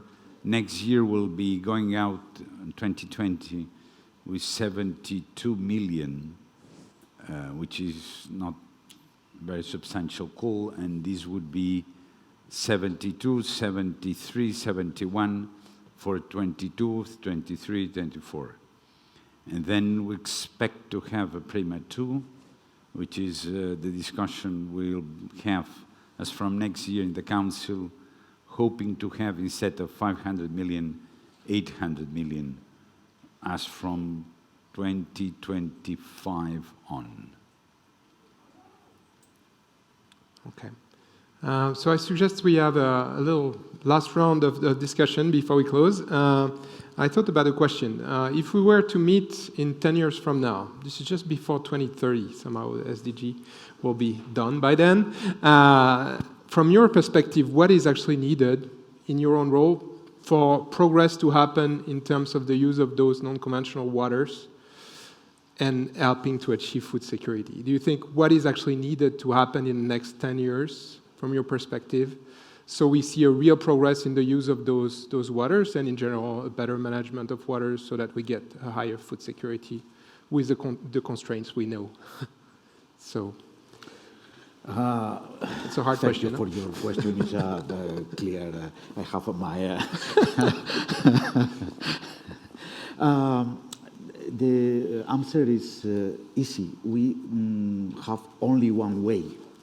The one way is the circular economy in this aspect. It's true that right now we have too much barriers. Possibly most of authorities are not fully convinced about that this is the only way to promote, to follow the future. I think from the universities, from the other actors that act in the water sector, we need to convince the authorities, we need to convince the companies in order to increase the use of reclaiming water. Not because it's a new idea, because it's the only the way to guarantee the future. We need to apply some imagination. Some imagination consists in possibly some push strategy demonstrating to the authorities about the benefit associated to this kind of projects. And if you show, you demonstrate to the authorities that if put money, put investment in a project, water reuse project, this project could generate some millions of euros or dollars from benefit, possibly is a strong argument for the authorities to decide implement this kind of project. The authorities have the possibility to say no. Yeah. Okay. This is other possibility. But thinking about that, we are working in a methodology to demonstrate what is the cost of the inaction. Sure. Yeah. Yeah. Everything focused to convince the authorities to promote this kind of project. Okay, thank you very much. Heba? I think political will is one of the most important things. If you have it in a country, you can see that the agenda is moving, in addition to the integrated approach of institutions, regulations. And so putting everything in action together, it's not about the technology or innovation in isolation, but basically the integration of all this that would help, like taking it at scale or moving with the agenda. Public awareness, seeing that this is new to some countries. I think public awareness and reaching out to beneficiaries, farmers, and so on is another important thing to happen. Okay, thank you. Okay, in addition to what the colleagues already said, I would say that we can't forget that one size doesn't fit all. So we have to fine-tune every investment, every intervention. We have to see what is the local situation, what is the social situation, what is the legal, the policy. And everywhere we will find another situation. So it has to be well studied, and as the colleague said before also, that you investigate and then you tell them build a smaller desalination plant instead of a big one. So everywhere we need to see what is on the field, what is needed, what is the social, political, economic environment, and fine-tune the targeting and design. Well, for sure, in 2030, the water stress will be much higher, but much, much higher than it is today, and certainly in the Mediterranean. This will push for a cultural change that people will be less reluctant to use reused water for all purposes, including, of course, agriculture, but also tourism, and so on and so forth. They will be less reluctant to pay for water, because the most expensive water is the water that does not exist. Yeah. So, and there will be much more recycling, and my guess is that also there will be a cultural change affecting the demand of water, including, for instance, the food waste. In fact, most of the water in agriculture is to produce food, and food is wasted at the level of 30% in the north, 40% in the south. I'm talking about the Mediterranean, 40% in the south, going from the field to the retailer, 30% in the north, when food expires in the supermarkets or at home. And this will make a huge change as well on the water footprint for the food. Okay. So I think that it has to be considered in all these dimensions. So all in all, will go and they will increase the sensitivity for decision makers to have an integral and integrated management of water. Okay. Thank you, sir. Wishful thinking. Yeah.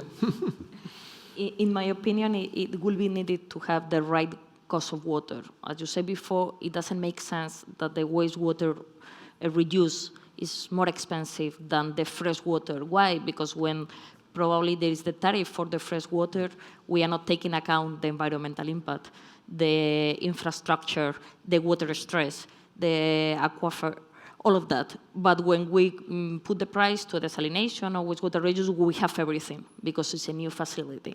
So I need the governments need to be aware of the real cost of water. And at least in the development countries, we reckon that shall be translated to the farmers or to the end users, because they cannot think that the water they have from the river is 1/3 of the price than the water they have from a reclamation plant. If they still think that, is because we are not putting the right price to the water. In Africa and in other areas where we work, we think that is extremely important that the multilaterals or the agencies support the government. Because sometimes when you want to invest in a project there, say no, because the utility is performing very bad, the government hasn't got the capabilities, but then you don't do anything, because as they don't perform, you cannot execute a project, because it will not be successful. So we need to work to educate and to put all the resources in being able to provide to the utilities and the government the capabilities to handle that project. Okay, well. Thank you to all the panelists, and thank you for staying here. So just a big round of applause, and I think we'll move directly to the next panel, right? So directly to the next panel, is that correct? Thank you again.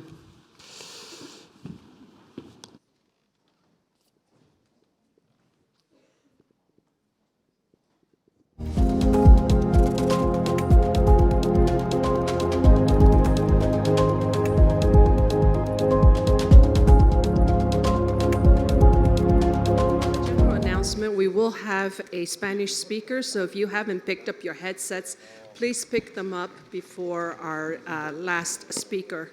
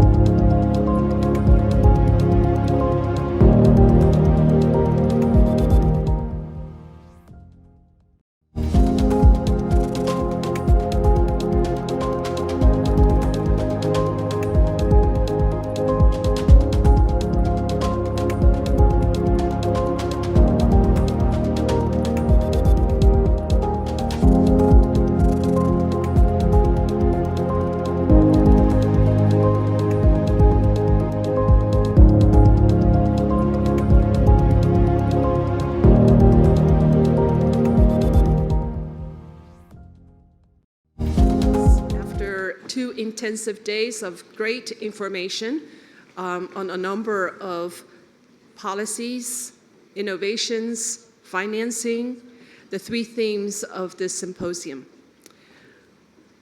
And in the last segment, and I know this is in between you and your flight or your destination for your weekend, please bear with us because we have some very exciting announcements to make.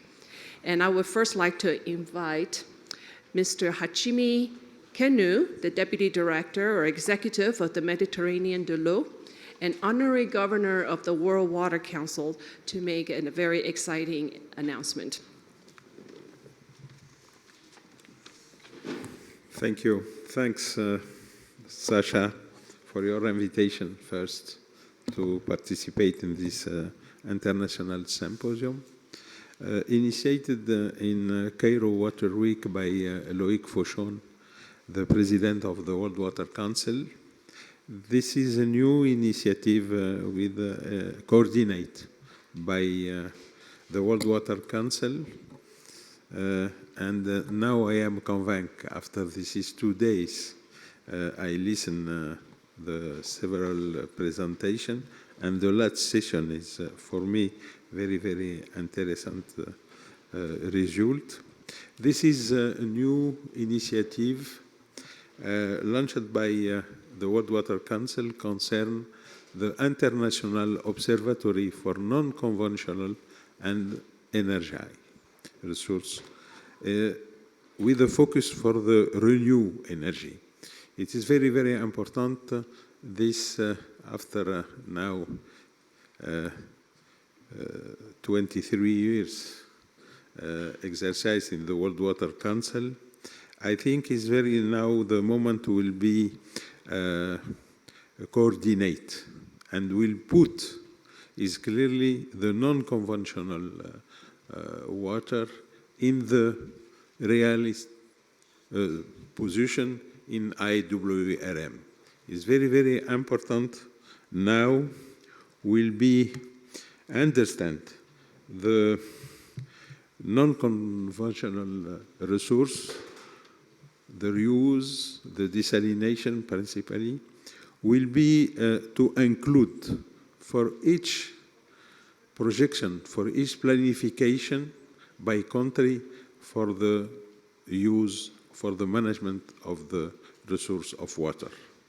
It's clear now this is initiative not to duplicate any other international or mondial observatory, but will be use the all result now we have with the member of the World Water Council will budget with one hardcore with several governors, it's here now, will be elaborated. This is initiative, step by step, is clear, and to convince one multi-stakeholders approach to have based in the indicator, specific indicator, will be push the use of the non-conventional water combined with the energy. If I understand, is clearly now, this is a new nexus, is clearly, but I prefer probably alliance, is clearly water, energy, food security, and automatically health, and education. Is clear now, is very important, will be convince every state of actors involved in the water sector will be pushed. This is non-conventional water in real position for the all planification. Thank you very much. Thank you, Mr. Kenu. We look very excited, look forward to this International Observatory for non-conventional water on reuse as well as energy.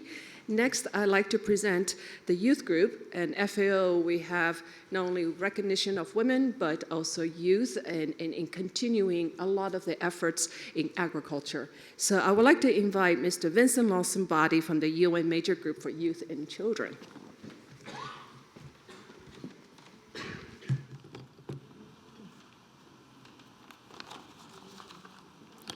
Distinguished ladies and gentlemen, my name is Vincent Lawson-Boddy, and I'm speaking on behalf of the United Nations Major Group for Children and Youth. We are the formal engagement mechanism for young people to engage in UN processes. On behalf of the United Nations Major Group for Children and Youth, and of my colleagues here, Domenico from Italy, Hans from USA, and Kevin from Kenya, I would like to thanks the FAO and the government of Spain for organizing this international symposium and for inviting us to participate in this discussion. These 2 days were a great opportunity of learning and discussion about the important topic of non-conventional waters. Currently, 70% of the world's poorest population is living in rural areas and depend on agriculture for this living, among them a lot of children and young people. A sustainable use of non-conventional waters represents a major opportunity to address the water scarcity in agriculture and in a virtuous circle to create jobs for farmers in rural areas, often forced to leave their community for the cities, to reduce poverty and hunger, and increase the health of millions of people, including adults and children, and save many lives.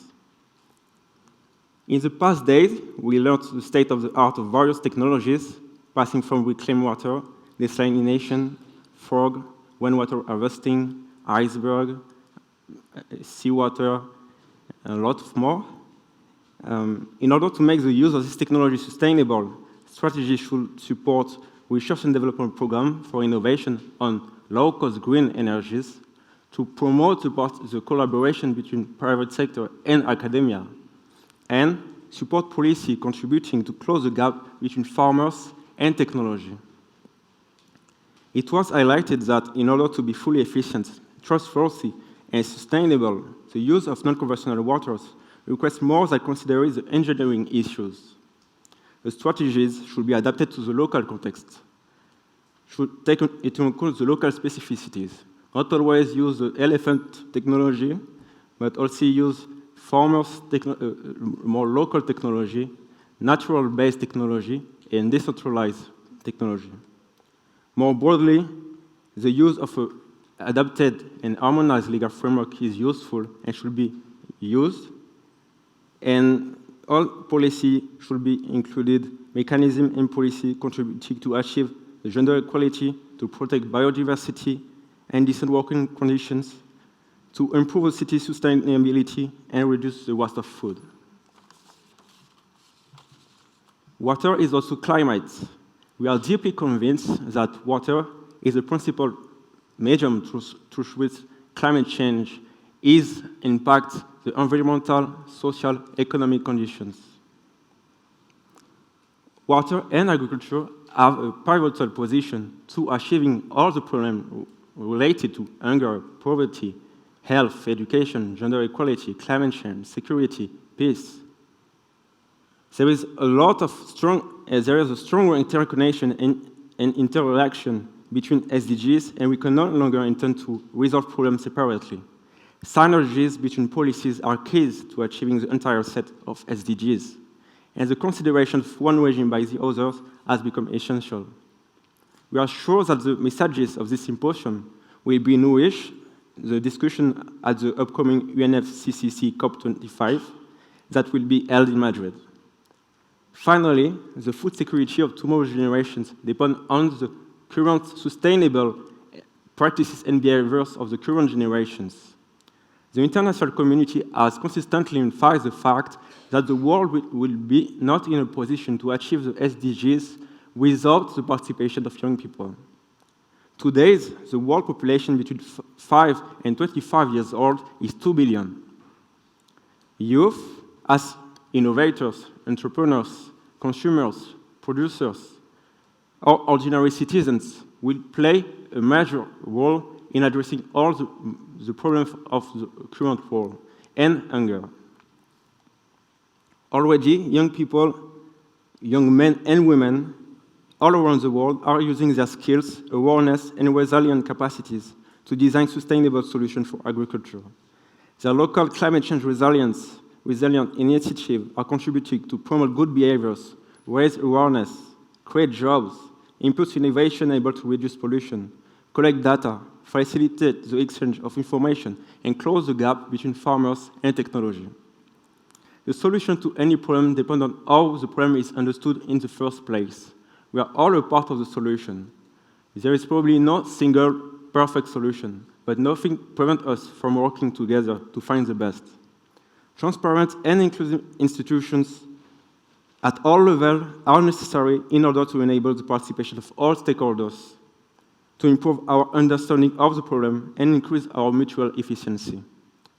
Youth participation in implementation and monitoring institutions should be the rule, not the exception. In the agricultural sector and beyond, it's necessary for youth to be effectively supported, to be effectively empowered, in order to turn into achievements the hope it brings and the hope it has concerning a sustainable world.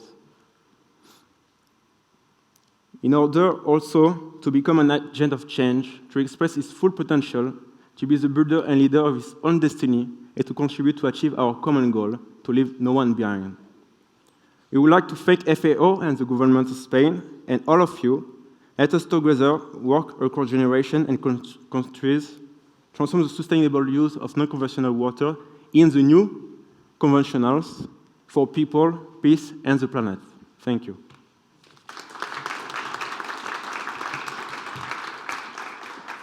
Thank you. And youth will be very important in our activities in accelerating, scaling up the non-conventional resources. And then I'd like to invite our summary note takers. I know there are many participants in the room who helped us gather these messages, but I'd like to invite the rapporteurs for day 1 and day 2 to wrap up some of the key issues for you. So first, for day 1, I'd like to invite my colleague and also a senior officer of FAO, Marlos de Souza.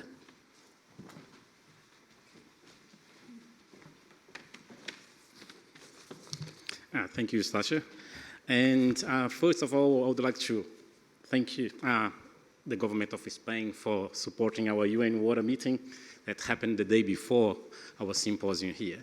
So I'm saying that because usually you don't see, or you see those connections, but not as strong as what we saw having our UN water meeting related to non-conventional water. And then after having this two-day symposium here, and especially seeing the keynote speaker, his message to get through as a kind of a linkage between what we discussed the day before and the 2 days of discussions here. So coming from what Professor Kala told us during his keynote speech here, so I think some important points that we saw during the first day of discussions here. One is changing our perspective to do things in a different way, and especially what we are calling now the one water. So as a hydrologist by training, it's good to see that now we are going back in history to do what hydrologists have been doing for many, many years, is to use this hydrological cycle as the basis for us to do water management. And getting non-conventional water is one way of doing that, is water. Can be of a lower water quality, but is water. So seeing it as water, not as waste, I think is going to really change the perspective. So I think it was a very important point to have this one water to change this perspective to a water cycle perspective. And in his speech, he put us back to talk about back to watershed level, system of the systems. And yes, where you should be doing our water management is at a watershed level. And then moving from less waste and more resource, getting into the business model that I think is what we have been discussing here, circular economy. How to get it to be part of circular economy and really to put the waste or the word waste out of this equation and use it as a resource. If you see it as a resource, then we have a different perspective of treating it or reusing it, which is more important. So then he came up with accelerating the diffusion of innovation. And at the end, he was talking about unbundled technologies. And a lot of people here, they used examples of the elephant in the room. and always referring to the elephant and things, and then you go back to the sessions. So when you go to the sessions, we discussed it. You know, most of the sanitation engineers, when they were doing their course, so they were, in their universities, for them was, you have to treat the water, the wastewater, to the level that we don't have nutrients anymore. Nowadays, you are asking them to leave the nutrients there, so they have to go back and to study it again. Have had to leave the nutrients in the water to be reused by farmers, for example. But from our first session, so some of the key messages, they were relevance of international cooperation in water management. So new tools and methodologies are needed to promote water reuse. A new international regulation on water reuse is required. Maybe I think it's more about at country level. So different countries, they have different policies in place. Some of them, they are working well. Some others, they don't have anything. Promotion of scientific research in water reuse from universities and technological centers. So I just gave you an example. So before was treat everything, don't leave anything in there. Now, no, don't treat everything, leave the nutrients in the water. So moving to the session 2, then we went to some other perspectives. For example, change perceptions about the utility of treated and untreated wastewater for irrigation. So I think it goes to what Professor Casa said in terms of having a business model for what we need the water for. So we don't need to treat to Class A water, for example, to use it for wood production, for forest, for example. So adoption of modeling techniques to evaluate designs of treatment facilities and for what you need the water for. And assessment of water quality criteria, potential environmental impacts, and legal issues that need to be resolved to foster best and legal use of unconventional water resources. So then moving to our parallel sessions, then we had 2. One was about desalination. The other one was about treated or reuse of recycled water. So for the desalination, it was good to see that a lot of the myths we know about, or we knew before about desalinated water, we discussed and put them apart to say that we cannot use it because it's too expensive to be used for agriculture. And so we discussed a lot about the current cost of desalinating water, the energy use for doing that with the new technologies we have, the environmental impacts that before we thought that was big impact for the outflows, for example, for the marine life. And then in Australia, from some pictures of the desalination plants we have in there, then you see that they have more fish now and they have a problem with bringing fish that they were not there before. So they're coming to live in those places. So, and about the chemicals that before we used to say that, yeah, you need a lot of chemicals, to flush the membranes. And nowadays, even the next step for the industry is to reuse the brine, which is a resource. So it goes back to what we discussed a few minutes ago. And to finalize our session about reuse of recycled water, where we went to this discussion again of using, to change the term and to discuss the policies that's so fragmented between countries that have different approaches on how to do it. And I think the problem is how they see water or recycled water in this process of integrated water resource management. The second point was there is a need to develop both policy and planning frameworks for governments at all levels for them to understand and how to apply, these new source of water in the process. And that those new frameworks not be focused on the reached water quality issues that we discussed a few minutes ago, that water, they can have different purpose. And the last one is, again, coming from this work, this session, was to have this one water principle approach for us to see as recycled schemes as part of the water process, the hydrological cycle, not as part of waste. Thank you. Thank you. And now for day 2 wrap-up, I'd like to invite Ms. Patricia Mejías Moreno, who's a FAO's agriculture and irrigation engineer and our critical link from Rome to Spain. Welcome. Thank you. So I'm going to try to summarize day 2, which I think it's been very rich. At least personally, I have learned a lot. So in day 2, we have passed through, I think, the main issues of this symposium, which is technologies and innovation, policies and regulation, and financing. On technologies and innovation, we have different views from different stakeholders, from the academia, private sector, and the government. And we learned about a number of innovative and promising technologies, which its application in some cases is relatively new, but the research has started a long time ago.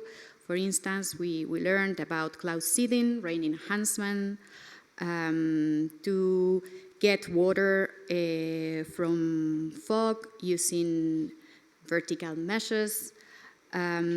Also, we learned about a device that can extract water from the air. I think another important key message is that we need to learn from nature. So nature can also inspire some of the innovations. And one example is the biomimetic membranes that imitate the purifying power of mangroves and fish to extract fresh waters. So each of the technologies has positive and challenges in their implementations, and also need to be applied depending on the different contexts. We also learned that it's important to count with decision support tools because the environment is complex. We need to take into consideration the biophysical, the economic, the environmental, but also the social aspects. And these kind of tools can provide us good information for making decisions. So the key message is that we have good technologies, we have good operators, but without good policies, regulations, and institutional capacity, we cannot be able to upscale the technologies. So that brings us to the second session, which was devoted on policies and regulations. One of the key messages is that technologies and innovation need to go hand in hand with good policies, that policymakers and science should inform each other. We need also to understand the business model, to translate the needs into policies. For instance, we need to understand what are the environmental costs compared to the cost of inaction. We need to have a clear idea of the budgeting. We need also good communication among the different stakeholders, and also to consider the social and cultural acceptance and the perception of the society of the different technologies. It was also very interesting to have the perspective of the policy needs of the circular economy compared to the more traditional or linear economy. Circular economy may need more decentralized entities, smaller private sector players, but also give opportunities to sell multiple products and services. We also learned about the experiences of two countries on the use of non-conventional waters, Spain and Morocco. These are two countries that share the problem of suffering from huge water scarcity. So both countries are promoting the use of non-conventional waters. So in the case of Spain, it was very interesting to learn that reclaimed water is part of the Spanish Water Act, that is considered a public good, and that is also considered when planning investment as part of the hydrological cycle and as part of the water balance. We also learned about the farmers' perspective in Spain. It's not easy for farmers to uptake these new technologies. Sometimes the regulations are not clear, and they don't want to take the responsibility of being not only food producer, but also environmental managers. In Morocco, we learned about the ambitious investment plans, and we also learned that the government is subsidizing 100% of the investment. So that means that this is a huge amount of financial resources that are needed for these non-conventional waters. And this is why we need also a financing mechanism to promote the uptake of technologies. So how we can finance the use of non-conventional water? So we learned about water pricing. There are many ways to calculate the water price. This is not the difficult thing to calculate the water price. What is difficult is how to share and how to allocate the different part of the cost among the different stakeholders. We also learned about the PRIMA program. I think it's interesting for us because the next call for proposal is in December. So that also gives us information if we want to submit some projects related to the use of non-conventional water in Mediterranean countries. And we also got the perspective of the financial institutions, which of course are very important, such as IFAD and World Bank. So these two institutions are now targeting circular economy projects. They are focusing also on small-scale agriculture. Farmers should be at the center of these projects. They also stress the importance of having the contribution of different stakeholders, the private sector, the government, and donors. And one example is the blended financing, to decrease risk. And then finally, we have the perspective of the private sector. The private sector is willing to invest in these non-conventional waters. We learn about the trends on the use of the capacity of non-conventional water. So we know that in wastewater, Asia Pacific, and in particular China, is increasing the wastewater capacity, and desalination is more in the Middle East and the North Africa.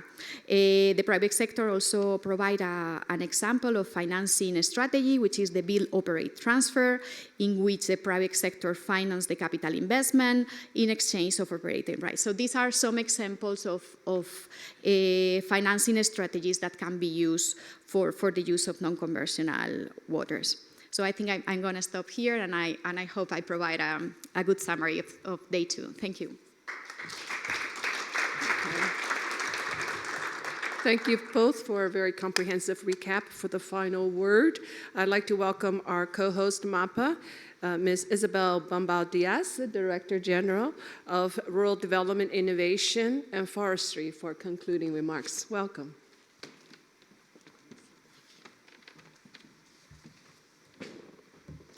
Thank you very much. Good afternoon, everyone.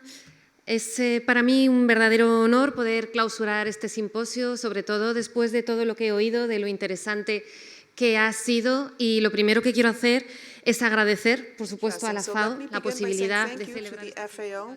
Thank you very much for deciding to meet here. Thank you, Casa de América, for having made us feel so very much at home at the Palacio de Linares. Thank you to the ghost, Raimunda, who was wonderful in her welcome. And I'm sure that the ghost also learned very much throughout the 2 days. And thank you very much to the team from the Ministry, the Undersecretariat, and my DG team at Infrastructure and at my support unit. Thank you very much for all of your endeavors. I hope that all of you not only learned, but felt very comfortable and take home fond memories. Thank you all. The fact is, I have heard very interesting issues discussed. The first conclusion, I think, is that indeed, as we heard from the Undersecretary, water is life. It is a public good. It is scarce. And a number of issues have been tackled, which we've just heard described, which are of tremendous interest for all of us and at a global scale. The use of water for persons, peace, sustainability, and achieving SDG objectives as per Agenda 2030, the change in mindset in order to do things a little bit differently. And this, by the way, is very much involved with innovation. Yesterday I was at a conference and I heard that innovation is an attitude, it's a mindset. I think that apart from many other tools which are necessary to innovate, this is absolutely true. And I think that we've got to think out of the box, innovate, look for solutions for problems that crop up now and which before perhaps didn't exist. And if they did, they weren't this noticeable. The use then of water via the circular economy, the use or the production of producing less waste, better leverage of resources, fostering new business models in water management. This is also very important. Technologies, innovation, how to learn from nature, as we heard from Patricia, take into account the environment. And in Spain, we are very familiar with this idea. Spain indeed is a Mediterranean country, and Spain knows that water is scarce and rainfall is distributed very unevenly throughout the year, increasingly so due to climate change. And so because of this, and because we have a tendency to being very inquisitive and wanting to find solutions to the different problems or challenges that pop in front of us, we have become really world leaders in terms of managing this tremendously scarce resource, which is not to say that we're happy to sit and watch. No, things change, we are increasingly demanding, and we want, of course, to be increasingly sustainable and respectful vis-à-vis the environment. We know that climate change is a challenge, and we want to continue to be leaders in the production of foodstuffs, where apart from climate change, we face the further challenge of growing global populations, up to probably 9.7 billion for 2050. In Spain, apart from these two challenges, we have a third challenge which affects more territories in other parts of the world, but which is of special concern for us. It is the demographic challenge, depopulation. Our country is wonderful. Our country is very diverse. The nature, the geography, the people, everything is wonderful. But 85% of our land is home to only 20% of the population and shrinking, and especially with a tendency to aging. So we are very much aware of the fact that we need to do something about this. And so irrigation, as we said before, and as we discussed, if you remember, during the cocktail, this is an absolutely essential issue because it's not only drinking water, which of course is very important for people to settle stably in any given region. We need to generate the kind of environment which will be attractive to younger persons. In Spain, irrigation is essential because value-added, good quality jobs and wealth that stays in the territory is often enough closely linked to agro-food industries in the country. And I repeat, irrigation, in other words, the availability of water, may well turn a region where people are leaving into a region where people flock to. And this is why it is very important for us. Apart from other policies to manage water, in the case of irrigation, we link it to farming activities. And I like to underscore this. We have to think about sustainable irrigation. I would like to remind you all that the government of Spain, is committed to sustainability and to respect, so that all policies include all of the different elements that are essential. This is sustainability. Without sustainability, we believe no policy will be effective or sustainable in the long run. And thus, in approximately 2 weeks' time, we're going to be seeing in Spain the commencement of the COP25. This, for us, is a challenge, again, very stimulating, very exciting, and an honor, because we're going to help Chile, which is undergoing grave difficulties, and we're delighted to be hosts to all of the visitors who will be participating. We know that the challenges are many. We know that the needs are stark. We, all of us, need to join forces and establish alliances if we are to leave for our children a planet with a future. And this is why when we talk about the use of non-conventional waters, we've heard about very interesting alternatives. It's been a very interesting 2-day symposium. I understand that the presentations have, all of them, not only the ones I was present at, have been outstanding. Congratulations to the speakers for having spent this time with us. Thank you for sharing your knowledge and expertise. This is what we need if we, all of us, are to progress. Individual and collective progress is what we aspire to. And of course, these policies are going to be increasingly important when we think about managing water. So new technologies are essential, as is new technologies and as is digitization. I know that yesterday interesting issues were discussed. Unfortunately, I was not present all day because I was at the digitization of the Agro-Food Congress, which we hold every year. And this year we've seen 1,300 persons participating. These were persons from the agro-food sector, these were persons from the tech scenario and industry, from universities, from public administration, and investors also were present, because I think that what is needed is for new technologies to be available so that we can cooperate. Patricia talked about the need to finance, transform, and transfer this knowledge. We have definitely worked hard along these lines because for us, another very important policy is to foster digitalization and innovation, not only when managing water, but definitely, of course, very much so in that chapter as well. There are many different technologies, as you have heard, but it's not only technology. We also need sufficient resources to implement them.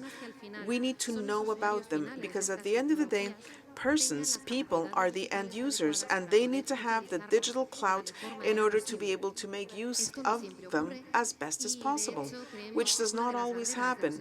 And this actually is one of the barriers, because we want technology to be implemented throughout the territory. We want to definitely manage our resources as efficiently as possible. So counseling, skilling are very important pillars for these policies that look for innovative transformation of the sector. We are carrying out a number of activities to achieve this objective. And the same can be said about the financial elements. You need to have the economic clout, of course, but when we think about the end user, we have lines that we're very proud of because it has been difficult actually to get them on their feet. These are European initiatives. We're very proud to be able to say that we are the country in the European Union that has most backed these initiatives, and very successfully too. The implementation of innovation via joint cooperation of all of the different stakeholders, especially, of course, farmers and the scientific and technological world. We provide subsidies so that these persons cooperate and look for innovative solutions to specific problems, and they do it via what we call training of entities, operational groups.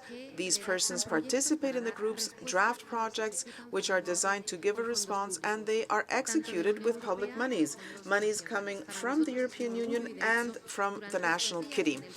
We're proud of this, and in the Atagri Forum, which, as I say, was held in Zaragoza, in Spain, a lot about these groups which have come to the surface and which are responding to the needs that have to do with water and the scarce resources we have.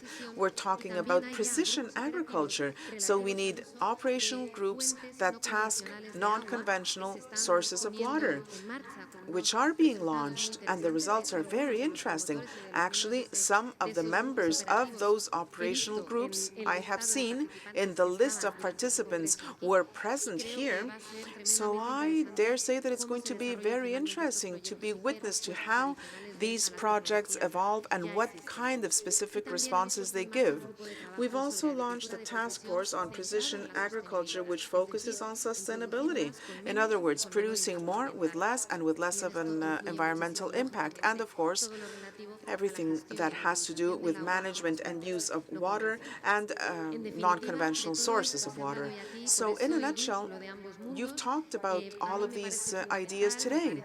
I think it's essential, I think it's very interesting, and I believe that the fact that we have held an international symposium as the one that has been held says very much about the sensitivity of the organizers and of the participants who have spent time with us throughout these 2 days in order to be able to share knowledge as quickly and as broadly as possible, because the world needs it. And as to digitalization, allow me, please, to just remind you that indeed, as our colleague who addresses issues related to youth, women, and poverty, it's essential not only for the farming sector to be more competitive, sustainable, and productive. We talked about ensuring that the living conditions are dignified, ensure that equal rights, justice, equity are guaranteed to urban and rural dwellers the world over. So attracting young people, women, and talent is one of our fundamental policies. We uphold it within the ministry via my DG and then other ministries as well, because these are umbrella policies, policies of state. And in order to achieve this, we need young people, we need women, and we need talent. It's essential, therefore, to have water, enough quality water, the right kind of water that these territories need. So, once again, thank you. Thank you very much for having decided to hold your very important international two-day event in Spain. I am sure that all of the knowledge that has been shared will be put to excellent use in all of our countries. We, tomorrow, are going to get to work. Again, thank you, FAO, for making this possible. We are deeply honored. I know that the weather wasn't perfect, especially yesterday, which I think says that you need to come back. Come back and enjoy a sunny Madrid, a sunny and beautiful Madrid. So we look forward to your return visit. Thank you very much and Godspeed.